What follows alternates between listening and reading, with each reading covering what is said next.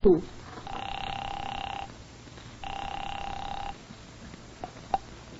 is Scotland Yard.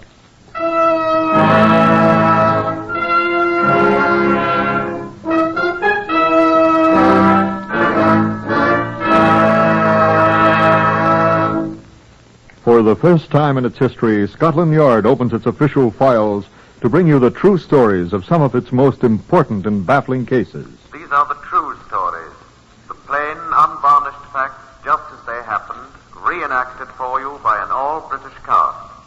Only the names have for obvious reasons been changed. These broadcasts are presented with the full cooperation of Scotland Yard. Research on Whitehall-1212 is by Percy Hoskins, chief crime reporter for the London Daily Express. The stories for radio are written and directed by Willis Cooper. The voice you will now hear is that of Chief Superintendent John Davidson, who is in charge of Scotland Yard's famous Black Museum. I'm sure I don't know whether a woman's stockings come in pairs. That is, shaped separately for right and left foot as shoes are. And I fear I shall never know or remember if I do. However, I do know that this one was for the right leg. And I remember further that its color was described as dream dust. Why, I'm sure I don't know. Looks a sort of a light khaki to me. Now, this pattern is not woven into the nylon or whatever it is that women's stockings are made of. Let's lay the stocking out flat here so you can see what it is. There, you recognize it?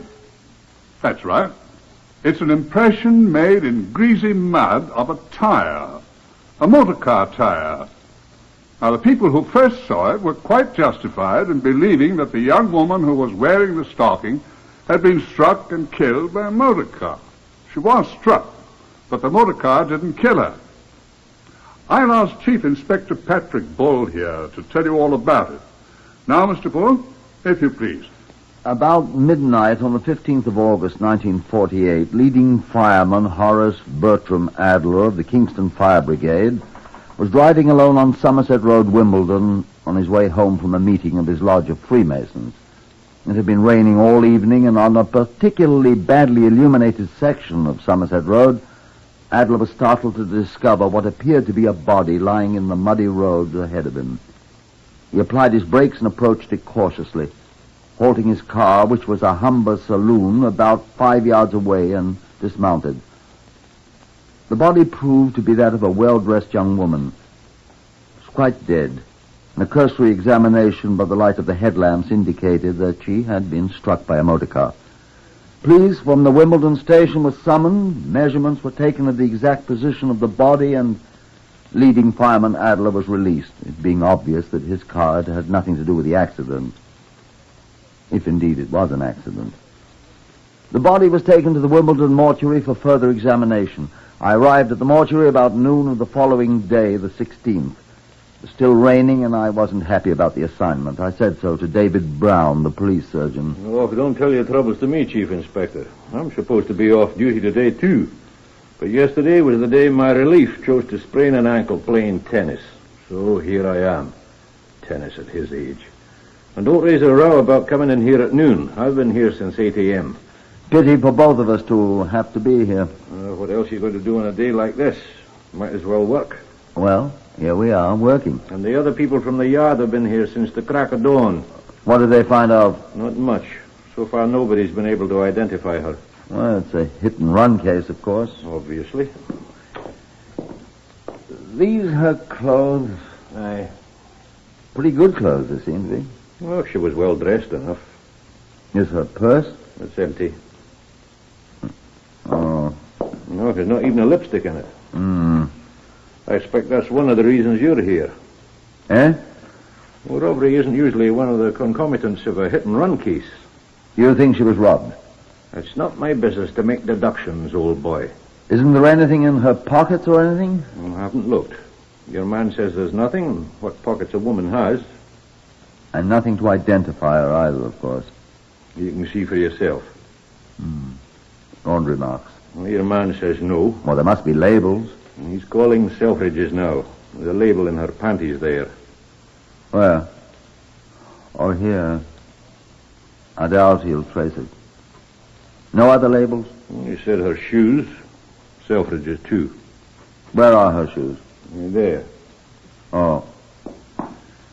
Well, if she had an account at Selfridge's... And if you're lucky... We'll see what we shall see. Said Sherlock Holmes. Yes, quite. Well, it's my opinion you'll need him.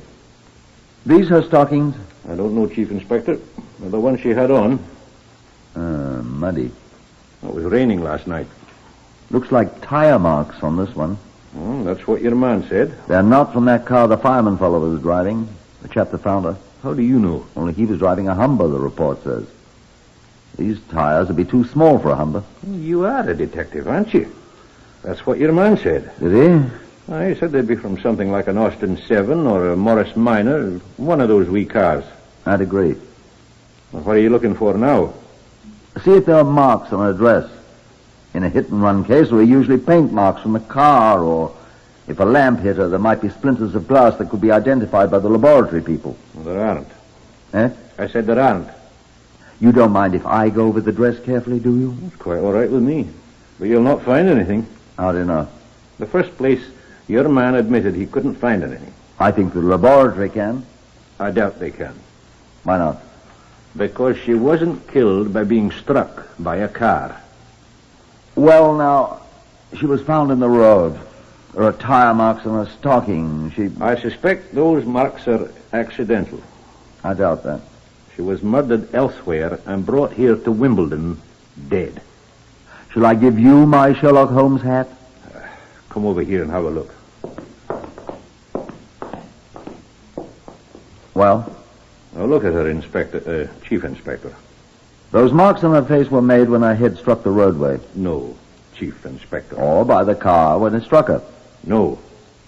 Look at the right arm here.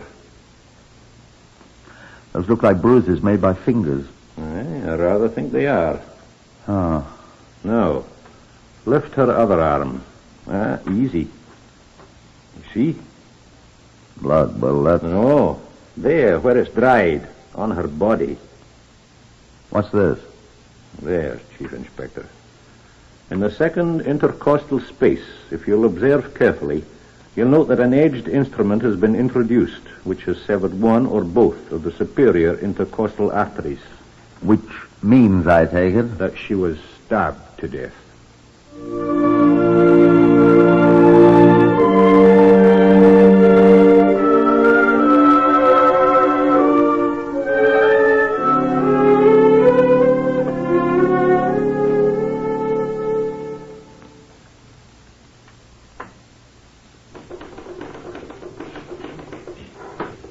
This message for general circulation. Information required.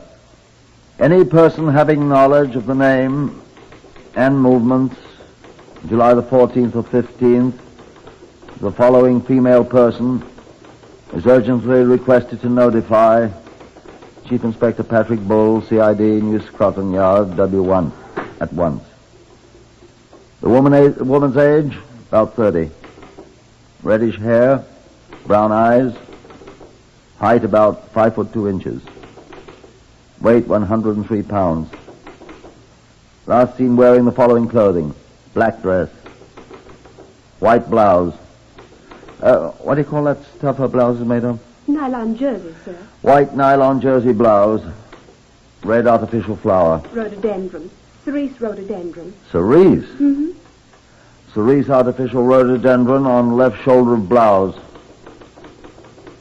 Large white openwork hat.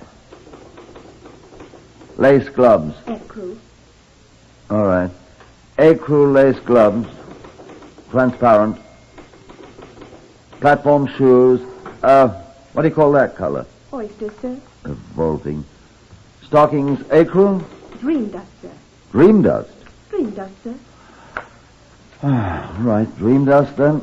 And carrying a large purplish handbag. Cyclamen, sir. Cyclamen, I mean. All right. Put down cyclamen. I only hope people understand what we're talking about. Women will, sir. There's only one thing, sir. What's that, Miss Sears? Was she really wearing an outfit like that? With red hair? And green cami knickers. Beg your pardon, sir. Cami knickers haven't been worn in England since before I was born. Oh? And her lingerie is the fashion, sir. Good Lord, no. Well, write it down.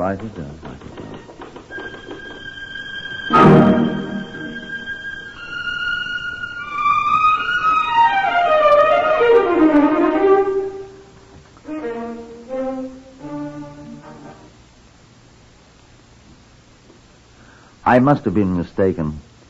The first day, the 17th of July, that my description of the dead woman's remarkable clothing was received by all stations in the Metropolitan District, for all policemen to chuckle at me, the first day it was published in the London daily newspapers, I had a visitor.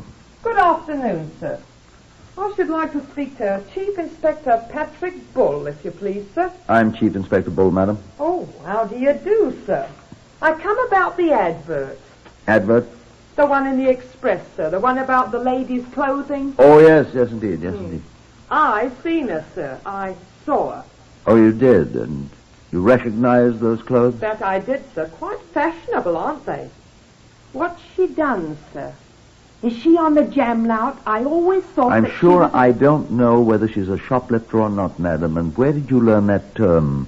Now, look here, mister. Don't think to put your great fat hairy hands on my shoulder. I come here to give you some information you was asking for. And might I explain that you ain't got nothing on me? Nothing at all, kind sir. Well, I'm sure I beg your pardon, madam. Granted. I was asking a civil question. What she wanted for? So far as we know, madam, she's not wanted for anything, I assure you. Would you just as lief not call me madam? My name is Miss Hildebrand, Hortense Hildebrand, if you must know. I sell newspapers on the corner of Inner Park Road and Parkside, Wimbledon, sir. That's how I happened to see this advert of yours, and thinking there might be a bit of spare cash in it. There's no reward offered, and, Miss Hildebrand... Well, in that case, I may as well be back to my work. I am prepared to offer... £1, I'll take it. Thank you. Well... Now perhaps you'll tell me who this young woman with the extraordinary clothes is. I don't know who she is, I'm sure. What? Now, sir, I don't know what her name is. But I see her quite often near my corner, and I seen her the day before yesterday. The 15th, just like it says in the advert. Having knowledge of the name. I don't have any idea of the name.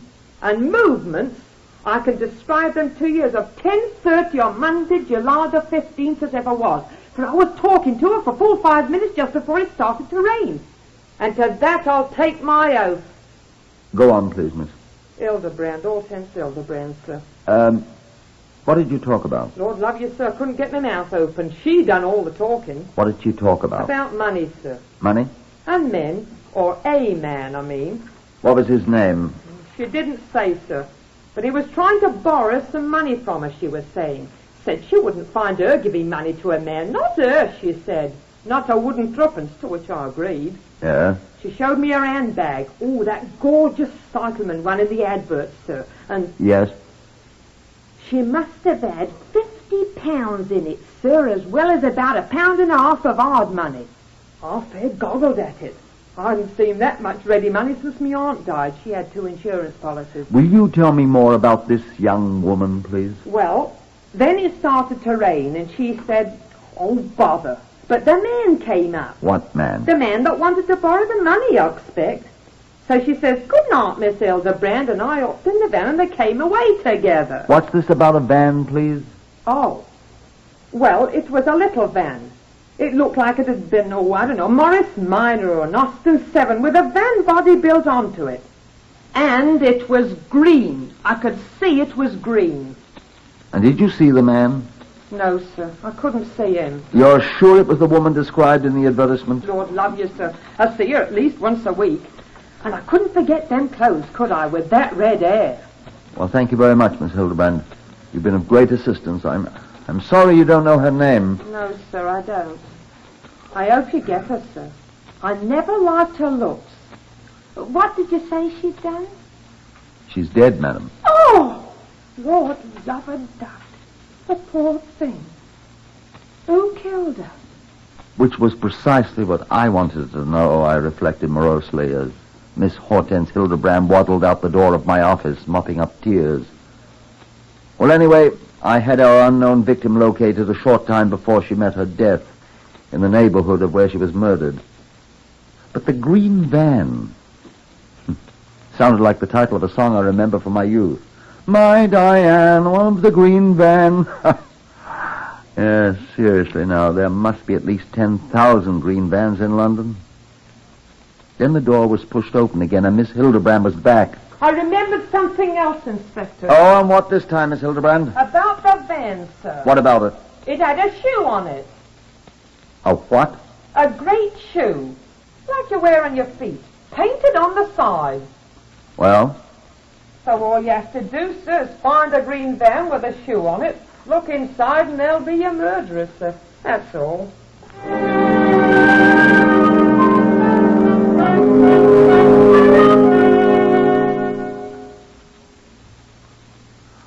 What would you think that a shoe painted on the side of a delivery van would indicate to you? That's right. Someone who deals in footwear or repairs it or... In the telephone directories of Greater London, there are 276 pages devoted to the practitioners of the profession of St. Crispin. The number of shoe shops, bootmakers, cobblers, cordwainers, and dealers in leather findings is astronomical, and amongst all of them, there are probably 3 who operate a small green delivery van with a shoe painted on its side. I contemplated suicide, but I found myself seated in a bombed-out cellar that had formerly housed a famous pub, along with John Davidson, the Black Museum man, and David Brown, the police surgeon from Wimbledon. I drank beer, Brown imbibed ginger beer. John Davidson, not to be outdone, drank both. Shandygaff, my friends, is pure nectar and ambrosia. You can have it, sir. I'll take my beer bitter. And my ginger beer unadulterated by it. You boys have no imagination. My imagination staggers at the thought of interrogating every person in London remotely connected with boots and shoes. And saying, what color are your vans, sir, to each of them? Well, somebody will say green. By the time we get to him, he'll probably have it painted amethyst. Have you started looking for the owner yet, Patrick? This morning, sir. No results, of course. I've heard of none. How many of these people will you have to see? About 40 billion, roughly. Seriously? Well, I reckon actually about 10,000. Perhaps 11. Don't you think so, David? 12, I should think, at least. How many are there in the Metropolitan Police? Not enough. I just finished reading Sir Harold Scott's report. How many? 15,647, including 67 pensioners and 122 auxiliaries. That many? Well, that was last December 31st. I should say we gained a few since then. That includes chief superintendents, Police surgeons, chief inspectors, all sorts of persons who couldn't be expected to go around knocking on doors and asking questions. Signalers, laboratory technicians. motor car and motorcycle drivers. Well, see, only half of the full 15,000 are effective to you. 8,000. At that rate, if my guess is correct, about the number of people to be called on. Each one would have only about a call and a half to make. Oh, that's not such a tremendous job. Especially when you're sitting here drinking ginger beer. Well, don't you feel better, Patrick? It isn't quite as simple as that, sir. Nor as hopeless as you thought, is it? Well, sir, I must admit. But what if that wasn't a shoemaker's van? Set your mind at ease about that, Chief Inspector. What do you mean by that? When you telephoned me about this shoe business idea, I popped down round the corner and borrowed a shoemaker's knife from the cobbler. And? I tried it on the wound. Oh, did you? It just fits. So I rather suspect that our killer used the shoemaker's knife, too. Has your cobbler a green delivery van? Have another shandy, Gav, sir. How's your advertisement going, Patrick? Only the one reply, sir. Miss Hortense Hildebrand. And she doesn't do so well on names, sir. No, she didn't know the girl's name nor the name on the shoemaker's green van. Too bad you can't find the girl's name. Might save us a lot of trouble and effort. How? some of her friends might have an idea who the man is. The man with the shoemaker's knife. Oh. You know, those clothes of hers. How a woman dressed like that could escape notice wherever she went. Fantastic. I could tell you how clothes like that might escape a great deal of attention. How so? How, sir? Well, if they were worn where other women wear clothes of the same general appearance. Where would that be, sir? No, let me make myself clear. I'm not an expert on the kind of clothes worn by, By whom, sir?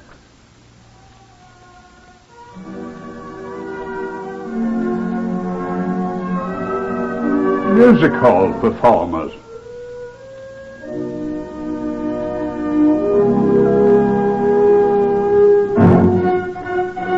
A music hall performer. Of course.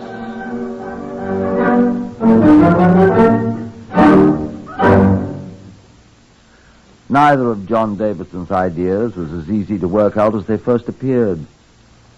If I could be permitted, I think I should have to say that there's many a slip betwixt an idea and the relic of a crime hung on the wall of the Black Museum. But John was right, as I must admit he usually is. Took many days of hard work to ask about the green van of all the names listed in the telephone directory. I would have been inclined to give up and start afresh, but Miss Hortense Hildebrand knew what she had seen and was quite vocal about it. I know what I saw, Governor. I saw the red-headed girl with the artificial rhododendron climbing into the little green van. And drive away, she said. And drive away. But I don't know her name, sir. On the 26th day of our quest, after 3,165 firms had told investigating policemen that they either had no green delivery van or had one of the wrong size and general description, I received a telephone call from a constable who had been making inquiries in Putney. Is that Chief Inspector Bull, sir? Yes, it's Bull here. It's Constable Beeler here. Who? Beeler, sir. Constable Beeler from the communications room. Yes? I was assigned to go out and ask questions, sir. A great many of us have that job, and Yes? I found your man, sir. What's that? Yes, sir. He's a Mr. Colfax, sir. Colfax. He's a music hall proprietor here in Putney, sir. Putney. Yes, sir. The woman's name is Sheila Colfax, sir. She's his daughter, and... You mean the dead woman? Yes, sir. Now, I asked him, sir, if he knew who killed her, sir. And... How would he know who killed her? Well, I don't know, sir, but I thought I'd ask him. What did he say? He said he didn't know, sir. Well, bring him in here. Yes, sir.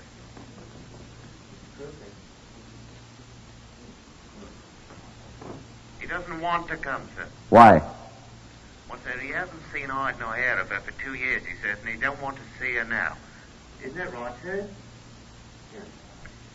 Yes, he doesn't want to see her. Why?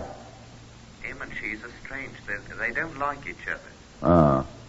Look here, Constable. Ask the gentleman where he was on the night she was murdered, the 15th of last month. Don't alarm him. I know where he was, sir. What? How do you know? He was in hospital, sir, with his legs broken. He's still in bed here at his home. He was hit by a tram, sir. Thank you, Constable. Beeler, sir. PC 317, A Division.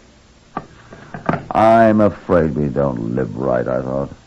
That door, which had opened such a little way, closed with a dull thud.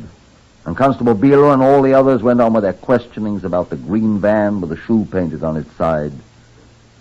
The 22nd day passed. The 23rd. 24th.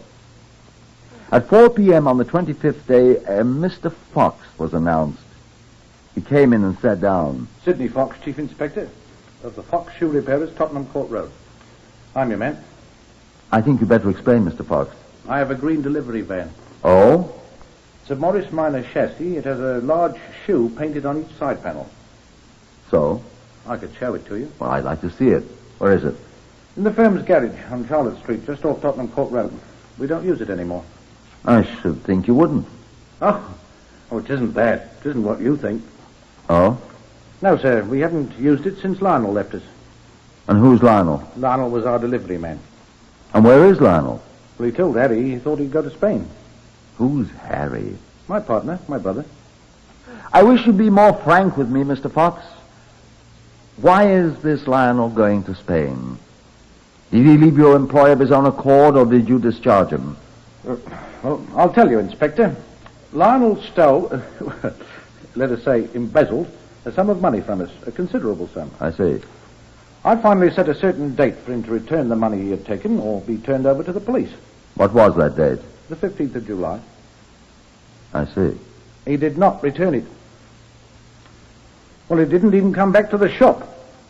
But Harry told me Lionel had assured him he'd have the money that night. He knew where he could get it. He didn't say where? No. How had your brother seen him if you hadn't, Mr. Fox?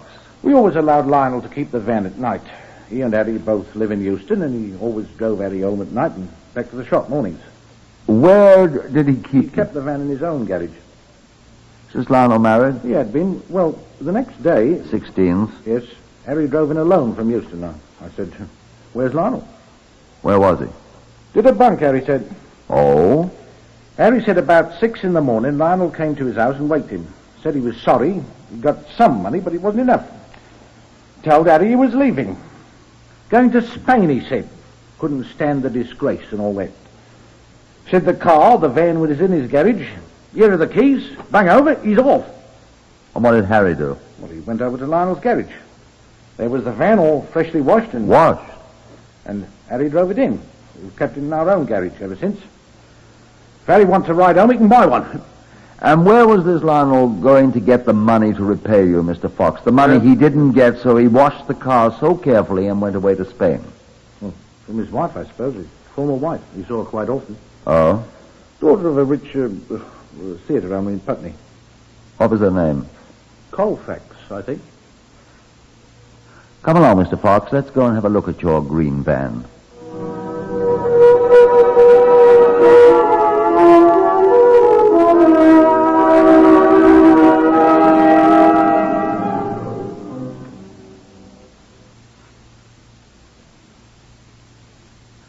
And so we found the green van. It had been carefully washed.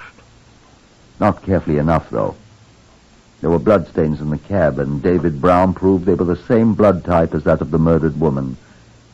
And hidden under the seat cushion was the late Sheila Colfax's smooth leather wallet with 70 pounds in it. Not enough to give to Sidney and Harry Fox. There was a bloody fingerprint on the leather. It wasn't hers. And out in Lionel's garage where the car had been, the good Constable Beeler found a knife. A shoemaker's knife. Just like the one David Brown had tried on Sheila Colfax's body. The blood on it was her blood type, too. Oh, yes, and we found Lionel. He was hiding in the garage with a great tin of biscuits, a round of cheese, and a jug, which he refilled daily from the tap, he told us. The first thing we did was check his fingerprints with the one on the leather wallet. They matched, of course. So we arrested him. And when he'd shaved off his guilty accumulation of beard, he was brought to trial. It took the jury 15 minutes to bring in a verdict of guilty. And he was hanged at Wandsworth before the first frost. And a curious thing. Upon a thorough examination being made of the body of Sheila Colfax, it was discovered that she had been in the last stages of cancer at the time of her death. She would have died of that dread disease in less than 4 months. Perhaps she did have reason for wearing those fantastic clothes.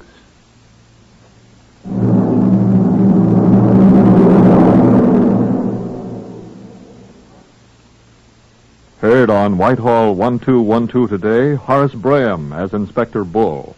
Others in the order of their appearance were Harvey Hayes, Pat O'Malley, Beulah Garrick, Lester Fletcher, and Guy Spall. This is Lionel Rico speaking. Whitehall-1212 is written and directed by Willis Cooper.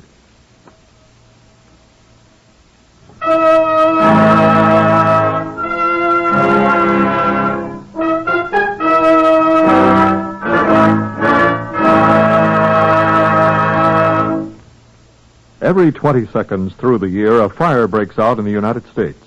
These fires kill 11,000 persons each year, disfigure for life or severely burn thousands more, and destroy $7 million worth of property. Protect your homes from fire by following these simple rules. Don't smoke in bed or throw away lighted cigarettes. Clean out closets, basements, and attics. Any place where old newspapers, magazines, and inflammable materials are liable to accumulate. Remember, don't gamble with fire. The odds are against you. Follow the campaign of the next president on NBC.